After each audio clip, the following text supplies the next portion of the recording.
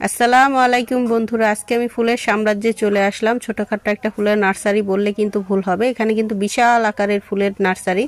তো এখানে শুধুমাত্র যেদিকেই তাকাবেন শুধু ফুল আর ফুল, হরেক কালারের ফুল আছে। তো লাল, হলুদ, কমলা, সাদা, মিষ্টি, গোলাপি সব ধরনের কালারেরই কিন্তু ফুল এখানে পাওয়া যাচ্ছে।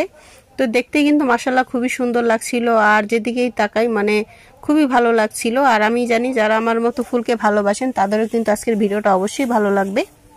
যদি ভালো লাগে অবশ্যই লাইক কমেন্ট শেয়ার করতে ভুলবেন না। আর যারা নতুন বন্ধু আছেন অবশ্যই কিন্তু চ্যানেলটি সাবস্ক্রাইব করে যাবেন, আমার নতুন নতুন ভিডিও দেখার জন্য বেল আইকনে ক্লিক করে যাবেন। তো যাই হোক, এখানে কিন্তু ফুল ছাড়াও কিন্তু ইনডোর প্ল্যান্ট আছে, আউটডোর প্ল্যান্ট আছে, বনসাই আছে, তাছাড়া কিন্তু এই যে দেখুন ঘাসফুলও আছে। তবে ঘাসফুলের অনুযায়ী কিন্তু দামটা বেশি ছিল, কারণ ঘাসফুলের এখানে ফুলদানি সহ পাওয়া যাচ্ছিল, ফুলের টব সহ মাটির, তো এই জন্য দামটা একটু বেশিই ছিল। তাছাড়া ফুলের মানে এসব শীতকালীন ফুলের প্রচুর দাম। তো যাই হোক, আজকে আমি অনেক ফুলের কেনাকাটা করেছি। তো আপনারা যারা যারা শেষ পর্যন্ত ভিডিও শেষ পর্যন্ত থাকবেন তারাই কিন্তু দেখতে পারবেন আজকে কি কি ফুল কেনাকাটা করলাম। তো কেনাকাটা শেষ করে কিন্তু এখন আমরা বাড়ি চলে যাব এবং ছাদ বাগানে পর্যন্ত আপনাদের দেখাবো। তো ফুল ভিডিও যদি দেখতে চান তাহলে চ্যানেলে ঘুরে আসবেন। ফুল ভিডিও কিন্তু আমার চ্যানেলে দেওয়া আছে, কি কি ফুল কেনাকাটা করলাম, কত দামে কিনলাম। যদি জানতে চান অবশ্যই কিন্তু আমার ফুল ভিডিও দেখবেন। তো এই যে আমার ছাদ বাগানের দ্বিতীয় দিনে কিন্তু মাশাআল্লাহ একটা গোলাপ ফুটে গেছে, আর 3টা গোলাপ ওদিকে কিন্তু খুব শীঘ্রই ফুটবে, আমি দেখাবো।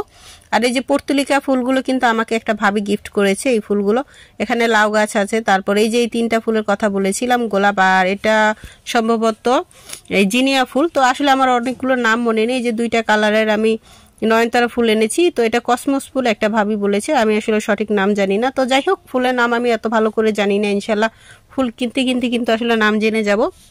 আর আমি প্রধানত কিন্তু শীতকালীন ফুলগুলো একটু বেশি এনেছি, যেমন গাঁদা ফুল কিন্তু আমি 2 কালারের এনেছি, একটা হলুদ আর একটা অরেঞ্জটা ফুটেনি। তবে 2 দিন পরে গাছগুলো জানি কেমন দেখা যাচ্ছিল, আল্লাহ পাক ভালো জানে। আমার গাঁদা ফুল গাছটা আসলে আমার হাতে ওইরকম ভাবে ভালোভাবে টিকতে চায় না। আপনারা দোয়া করবেন ইনশাল্লাহ যেন গাছগুলো হয়। আর এগুলো খুব শীঘ্রই বড় কোনো টপে লাগাবো। আর সবাই ভালো থাকবেন, সুস্থ থাকবেন, আমার জন্য দোয়া করবেন যেন নিয়মিত এরকম সুন্দর সুন্দর ভিডিও আপনাদের মাঝে শেয়ার করতে পারি। আর অবশ্যই শুভকামনা রইল।